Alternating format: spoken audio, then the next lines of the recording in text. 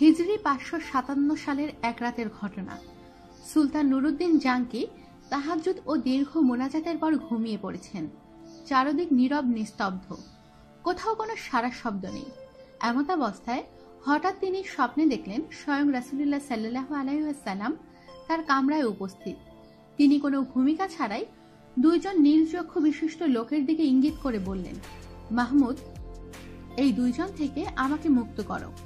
এই ভয়াবহ স্বপ্ন দেখে নুরুদ্দিন জাঙ্কির অত্যন্ত ভীত সন্ত্রস্ত হয়ে ঘুম থেকে জাগ্রত হলেন এবং কিং কর্তব্য বিমূঢ় হয়ে গোটা কক্ষময় পায়চারি করতে লাগলেন। সাথে সাথে তার মাথায় বিভিন্ন প্রকার চিন্তা ঘুরপাক খেতে লাগলো। হৃদয় রাজ্যে ভিড় জমালো হাজারো রকমের প্রশ্ন।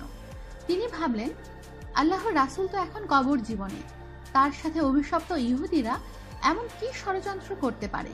কি হতে পারে তাদের চক্রান্তের স্বরূপ? তারা কি রাসূলুল্লাহ সাল্লাল্লাহু আলাইহি ওয়াসাল্লামের কোনো ক্ষতি করতে চায়?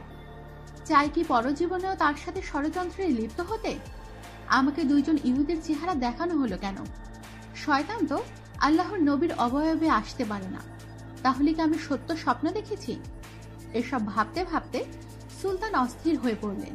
তিনি অজু গোসল সেরে তাড়াতাড়ি 2 রাকাত নামাজ আদায় করলেন। তারপর মহান আল্লাহর দরবারে ক্রন্দনরত অবস্থায় অনেকক্ষণ মুনাজাত করলেন। সুলতানের এমন কেউ ছিল না যার সাথে তিনি পরামর্শ করবেন। আবার এ স্বপ্ন এমন নয় যে যার তার কাছে ব্যক্ত করবেন। অবশেষে আবারও তিনি শয়ন করলেন। দীর্ঘ সময় পর যখনই তার একটু ঘুমের ভাব এলো, সঙ্গে সঙ্গে এবারও তিনি প্রথমবারের মতো নবী করিম সাল্লাল্লাহু আলাইহি ওয়াসাল্লামকে স্বপ্নে দেখলেন।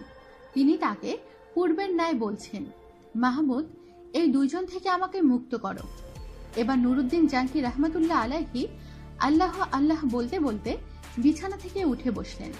তারপর কোথায় যাবেন, কি করবেন কিছুই ঠিক করতে না পেরে দ্রুত অজু গোসল শেষ করে মুসাল্লায় দাঁড়িয়ে অত্যাধিক ভীত সন্ত্রস্ত অবস্থায় 2 রাকাত নামাজ আদায় করলেন এবং দীর্ঘ সময় অশ্রুসিক্ত নয়নে দোয়া করলেন।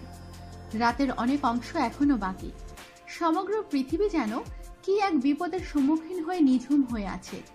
কি এক মহা বিপর্যয় যেন পৃথিবীর বুকে সংঘটিত হতে যাচ্ছে। কঠিন বিপদের ঘনঘটা যেন চতুর্দিকে ছড়িয়ে পড়েছে। তিনি মুখ তুলে আকাশ পানে তাকালেন। মনে হলো স্বপ্ন দেখা ওই দুইজন লোক যেন তাকে ধরার জন্য দ্রুত গতিতে ধেয়ে আসছে। তিনি সেই চেহারা দুটোকে মনের মণিকোষ্ঠা থেকে সরাবার চেষ্টা করলেন, কিন্তু কিছুতেই তা সম্ভব হলো না। শেষ পর্যন্ত নিরুপায় হয়ে নুরুদ্দিন জাঙ্কির চোখ বন্ধ করে আবারও তন্দ্রার বিভোর হয়ে শুয়ে পড়লেন। শোয়ার পর তৃতীয়বারও তিনি একই ধরনের স্বপ্ন দেখলেন। রাসূলুল্লাহ সাল্লাল্লাহু আলাইহি ওয়াসাল্লামের বক্তব্য শেষ হওয়ার পর নুরুদ্দিন জাঙ্কি ক্রন্দনরত অবস্থায় বিছানা পরিত্যাগ করলেন। এবার তার দৃঢ় বিশ্বাস জন্মালো যে নিশ্চয়ই প্রিয় নবী সাল্লাল্লাহু আলাইহি ওয়াসাল্লামের রওজা মোবারক কোনো না কোনো মহাবিপদের সম্মুখীন হয়েছে। তিনি তড়িৎ গতিতে অজু গোসল করে ফজরের নামাজ আদায় করলেন। নামাজ শেষে প্রধানমন্ত্রী জালালউদ্দিন মৌসুলের নিকট গিয়ে গোপনীয়তা রক্ষার প্রতিশ্রুতি নিয়ে স্বপ্নের বিবরণ শুনালেন এবং এই মুহূর্তে কি করা যায় এ ব্যাপারে সুচিন্তিত পরামর্শ চাইলেন। জালালউদ্দিন মৌসুলি স্বপ্নের বৃত্তান্ত অবগত হয়ে বললেন, হুজুর, আপনি এখনো বসে আছেন। নিশ্চয়ই প্রিয় নবীর রওজা মোবারক কোনো কঠিন বিপদের সম্মুখীন হয়েছে। তাই এই বিপদ থেকে উদ্ধার করার জন্য বারবার তিনি আপনাকে স্মরণ করেছেন। অতএব আমার পরামর্শ হলো সময় নষ্ট না করে অতি সত্বর মদিনার কথা অগ্রসর হন। নুরুদ্দিন জাঙ্কি আর কাল বিলম্ব করলেন না। তিনি 16,000 দ্রুতগামী অশ্বারোহী সৈন্য ও বিপুল ধন সম্পদ নিয়ে বাগদাদ থেকে মদিনা অভিমুখে রওনা হলেন। রাত দিন সফর করে 17তম দিনে মদিনা শরীফে পৌঁছালেন এবং সৈন্যবাহিনী সহ গোসল ও অজু সেরে 2 রাকাত নফল নামাজ আনতে দীর্ঘ সময় ধরে মোনাজাত করলেন।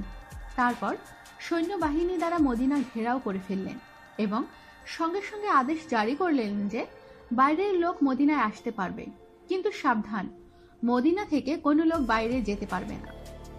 নুরুদ্দিন জাঙ্কি রাহমাতুল্লাহ আলাইহি জুম্মার খুতবা দান করলেন এবং ঘোষণা দিলেন, আমি মদিনাবাসীকে দাওয়াত দিয়ে একবেলা খানা খাওয়াতে চাই। আমার অভিলাষ সকলেই যেন এই দাওয়াতে অংশগ্রহণ করে। সুলতান মদিনাবাসীকে আপ্যায়নের জন্য বিশাল আয়োজন করলেন এবং প্রত্যেকের নিকট অনুরোধ করলেন মদিনার কোনো লোক যেন এই দাওয়াত থেকে বঞ্চিত না হয়। নির্ধারিত সময়ে খাওয়া দাওয়া শুরু হলো। প্রত্যেকেই তৃপ্তি সহকারে খানা খেল।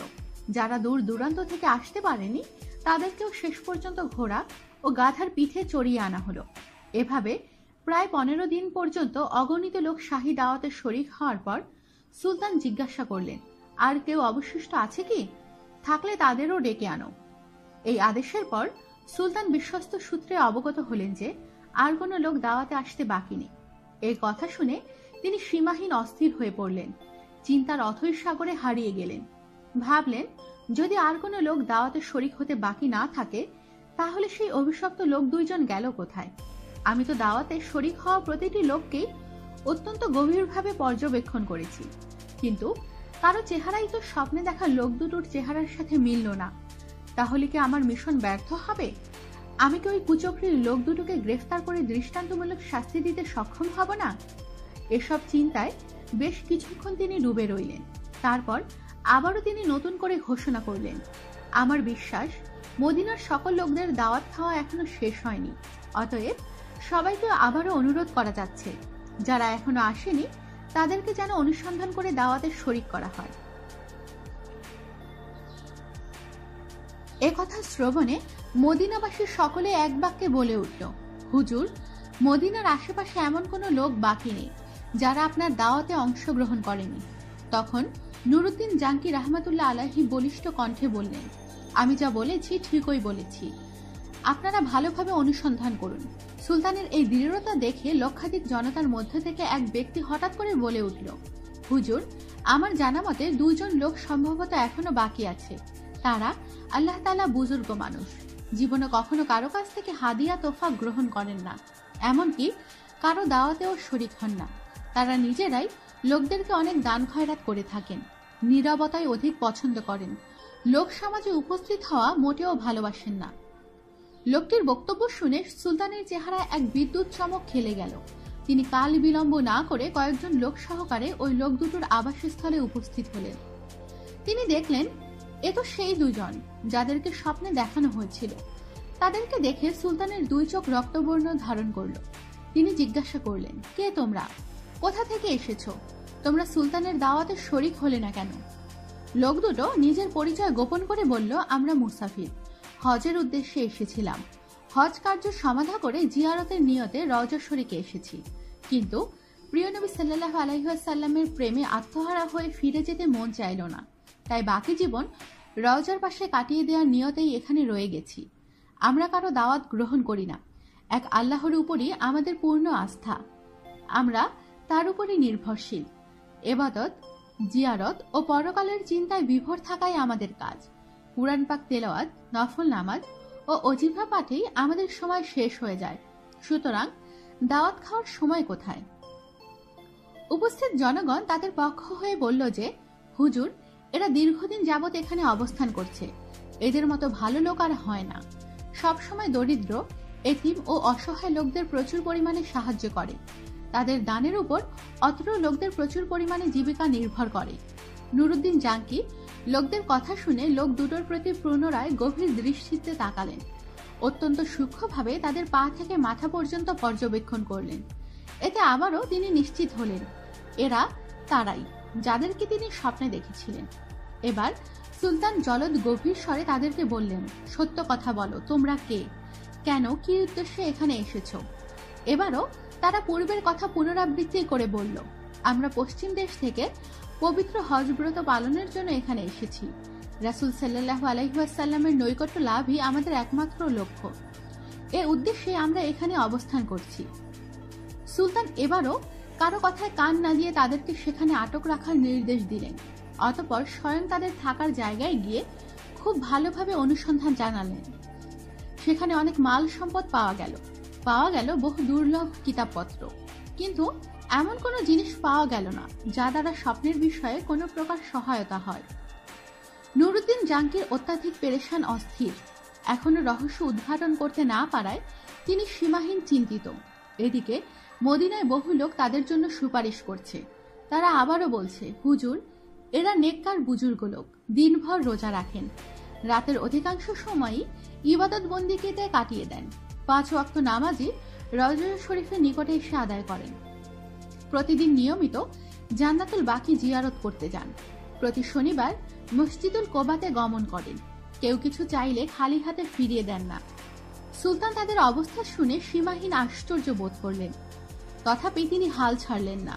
কক্ষের অংশে অনুসন্ধানী দৃষ্টি ফিরিয়ে যাচ্ছেন।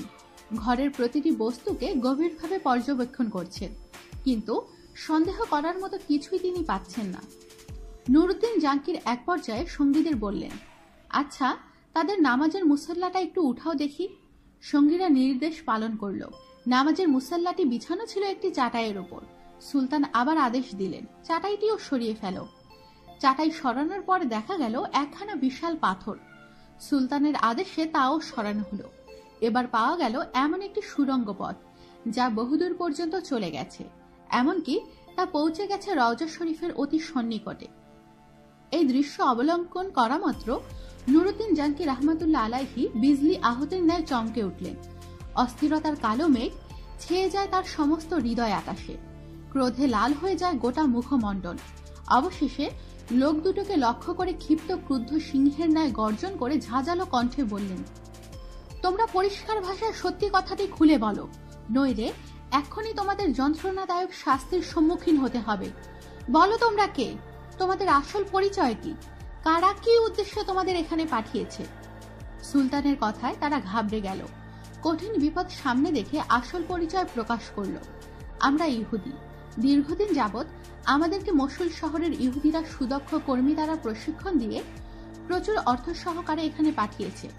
আমাদেরকে এজন্য পাঠানো হয়েছে যে আমরা যেন কোনো উপায়ে মুহাম্মদ সাল্লাল্লাহু আলাইহি ওয়াসাল্লামের শবদেহ বের করে ইউরোপীয় ইহুদিদের হাতে হস্তান্তর করি। এই দুরূহ কাজে সফল হলে তারা আমাদেরকে আরো ধন সম্পদ দিবে বলে প্রতিশ্রুতি দিয়েছে।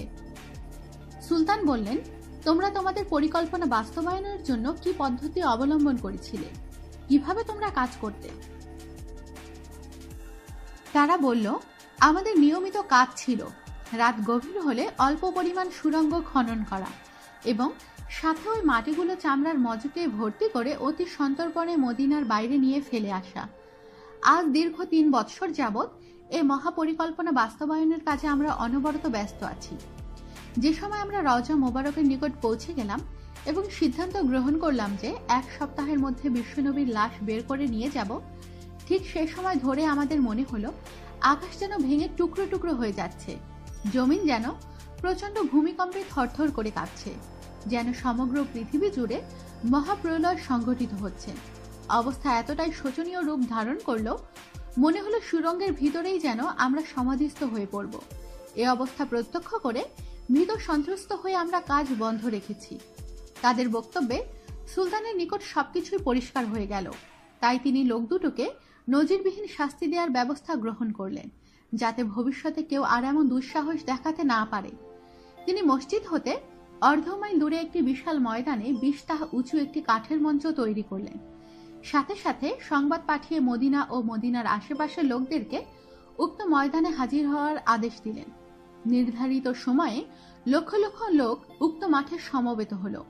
সুলতান নুরুদ্দিন জাঙ্কি অপরাধী লোক দুইটোকে লৌহ শিকলে আবদ্ধ করে মঞ্চের উপর বসালেন। তারপর বিশাল জনসমুদ্রের মাঝে তাদের হীন চক্রান্ত ও ঘৃণ্য তৎপরতার কথা উল্লেখ করলেন। সুলতান নুরুদ্দিন জাঙ্কি রহমাতুল্লাহ আলাইহি এর বক্তব্য শ্রবণ করে লোকজন বিস্ময়ে হতবাক হয়ে গেল। তারা এই ঘৃণ্য ষড়যন্ত্রের দৃষ্টান্তমূলক শাস্তি দাবি করল। সুলতান বললেন, হ্যাঁ, এদের শাস্তি দৃষ্টান্তমূলকই হবে। তিনি লোকদেরকে বিপুল পরিমাণ লাকড়ি সংগ্রহের আদেশ দিলেন। তারপর লক্ষ জনতার সামনে সেই ইহুদি দুটোকে মঞ্চের নিম্নভাগে আগুন লাগিয়ে পুড়ে ভস্ম করে ফেললেন। কোন কোন বর্ণনায় আছে সেই আগুন নাকি দীর্ঘ 11 দিন পর্যন্ত জ্বলছিল। অতঃপর তিনি বিপুল পরিমাণ অর্থ ব্যয় করে 1000 মণ সীসা গলিয়ে রওজা শরীফের চতুর্পাশে মজবুত প্রাচীর নির্মাণ করে দেন, যেন ভবিষ্যতে আর কেউ প্রিয় নবীজির কবর পর্যন্ত পৌঁছাতে সক্ষম না হন। তারপর তিনি কায়মন বাক্যে আল্লাহ পাকের শুকরিয়া আদায় করলেন এবং তাকে যে এত বড় খেদমতের জন্য কবুল করা হলো সেজন্য সপ্তাহ কালব্যাপী আনন্দ অশ্রু বিসর্জন দিলেন। ইতিহাসের পাতা থেকে অবগত হওয়া যায় যে নুরুদ্দিন জাঙ্কি রহমাতুল্লাহ আলাইহি ইন্তেকাল করলে ওসিয়ত মোতাবেক তার লাশকে রাসূলুল্লাহ সাল্লাল্লাহু আলাইহি ওয়াসাল্লামের রওজা মোবারকে অতি নিকটে দাফন করা হয়। আমাদের সাথেই থাকুন আর সাবস্ক্রাইব করুন।